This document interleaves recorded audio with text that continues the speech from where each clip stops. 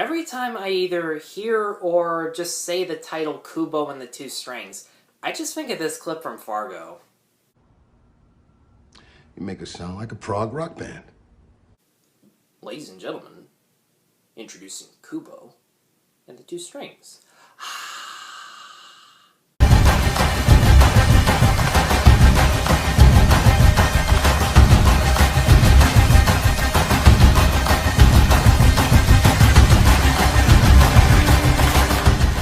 Hi, I'm Tyler, and I'm here to let you know that Kubo and the Two Strings is no perfect movie.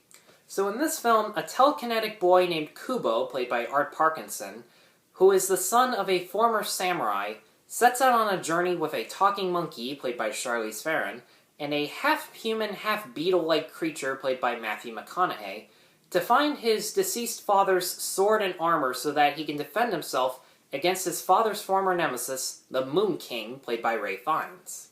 Stop-motion animators spend so much time just meticulously moving each limb of a puppet to make sure that every image in their film moves very swiftly into the next, and at best they usually only capture, like, say, 30 seconds of footage per day, and they keep doing it for months on end just to keep us entertained.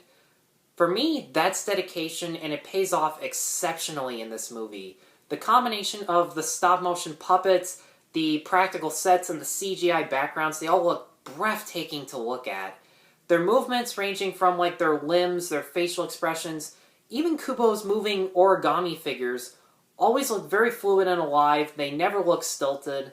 And the film actually pays tribute to Japanese cinema very nicely, in my opinion, through its cinematography and its production values. The sets are shot in massive wide angles. The character designs resemble feudal Japan very closely, as well as the mythical beings from its own culture, and the action scenes have very fluid choreography and very creative setups ranging from classic sword fights to battling large monsters. Art Parkinson does great voice work in this film as Kubo, simultaneously portraying the grief that comes with being separated from his only family member, his only living family member in fact, as well as showing the imagination and creativity the character possesses. His abilities to tell stories with telekinesis and origami are beautiful to watch, and they also serve as the only memories of his father, memories that were passed down to him by his mother, and it's the memories of both of his parents that motivates him to become a stronger warrior, be able to face the Moon King heads on, and it's a very interesting theme.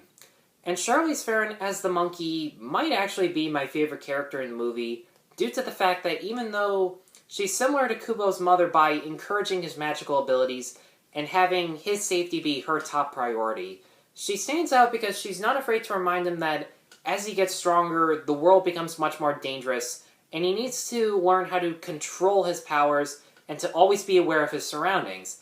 As Kubo says in the trailer, if you must blink, do it now. Because if you're not aware of your surroundings and you don't know what's at stake, you are going to suffer consequences. As for minor complaints, sometimes Matthew McConaughey's character, Beetle, he provides comic relief that feels desperate and kind of repetitive. I mean, to be fair, his backstory as to why he wants to help Kubo and Monkey, it is a very identifiable one, and he does have a nice father-like presence with Kubo that actually does make us appreciate the character, and thankfully, as usual, McConaughey gives himself to the character just as much as he can.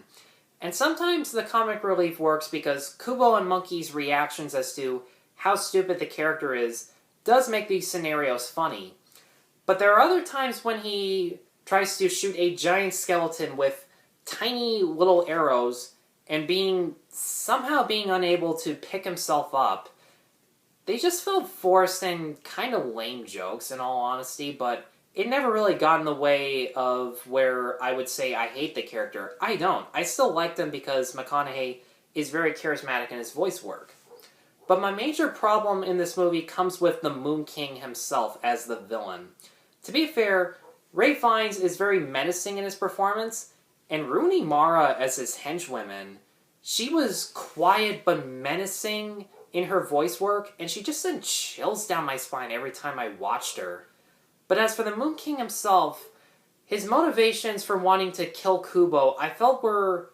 It's not that they didn't make sense, it's that they just felt pretty weak.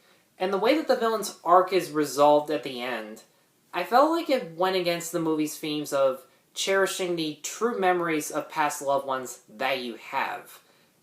And it just felt like an easy way out for a happy ending for me. If you get the chance to see Kubo and the Two Strings, definitely check it out in theaters. It's a gorgeously animated action-adventure movie. It pays tribute to Japanese cinema very nicely. It has identifiable characters that we can relate to, and themes that audiences of all ages can really connect with, if I'm being completely honest.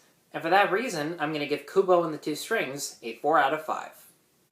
Guys, thanks as always for watching. Be sure to like, subscribe, check out my other reviews at NoPerfectMovie.com. Thank you all so much for watching. Take care.